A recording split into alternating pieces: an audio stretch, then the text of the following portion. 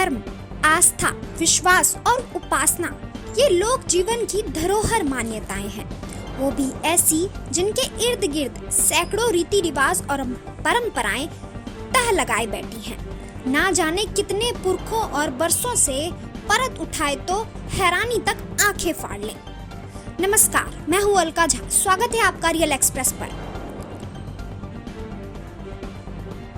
पारसी अपनों के शव को छूते भी नहीं, बल्कि 9 फीट दूर से अंतिम दर्शन करते हैं और कुत्ता पता करता है कि शव से शैतान तो चला गया, शव में कोई शैतान तो नहीं। पर ऐसा क्यों? इसके पीछे क्या कहानी है? चलिए आपको बताते हैं। पारसी धर्म में अंतिम क्रिया 4 दिनों की होती है। पहले दिन शव को तैयार करके बंगली में लाया जाता है। इसके बाद डेड बॉडी को टावर्स ऑफ स्लाइन्स में गिद्धों के खाने के लिए छोड़ दिया जाता है। चौथे दिन रूह के फैसले का दिन होता है। महाराष्ट्र के कोलाबा में स्थित जोरास्ट्रियन सेंटर के मैनेजिंग ट्रस्टी खोजेस्टी पी मिस्त्री कहते हैं कि अहुरमाजा यानी पारसियों का गॉड सब जानता है, लेकिन वो सर्वशक्तिमान नहीं है, इसलिए मौत अहुरमाजा नहीं देता। मौत देना तो शैतान का काम है। आत्मा के शरीर से निकल जाने के बाद उसमें नसों यानी शैतान का वास हो जाता है। इसकी वजह से डेड बॉडी अपवित्र हो जाती है। पारसी आग को सन ऑफ गॉड मानते हैं, इसकी पूजा करते हैं। पानी और मिट्टी भी उनके लिए पवित्र होता है, इसलिए किसी की मौत के बाद पारसी डेड बॉडी को ना जलाते हैं, ना ही दफनाते हैं। उनका मानना है कि ऐसा करने से नसों, आग, पानी मिट्टी में प्रवेश कर उसे अपवित्र कर देगा। मिस्त्री कहते हैं कि किसी की मौत होने के ठीक बाद परिवार वाले डेड बॉडी को छू सकते हैं, चूम सकते हैं। उसके बाद नासालार और मौत की सूचना दी जाती है। नासालार अपने वाहन से शव को लेने के लिए जाते हैं। ये वे लोग होते हैं जो बंगली में रहते हैं। मौत के बाद सारी क्रियाकर्म वे लोग ही करते हैं। माना जाता है कि नासालार अपनी प्रार्थना से नसों को साध कर सकते हैं। वे सबसे पहले डेड बॉडी के कपड़ों को काटते हैं, फिर उसे ठंडे पानी से निकालते हैं। मान्यता है कि इसके बाद उस डेड बॉडी में शैतान प्रवेश कर जाता है, यानी अब इस बॉडी को नासालार के सिवा कोई और छू नहीं सकता। मृतक के परिजन और रिश्तेदारों को भी 9 फीट की दूरी पर रहना होता है।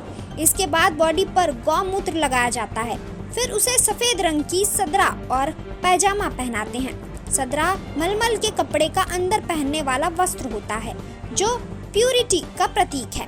इसके ऊपर कमरबंद नुमा ढीली सी कश्ती बांधी जाती है, जो बकरी के ऊन से बनी 72 तंदों की होती है। यह जीवन के सही दिशा देती है।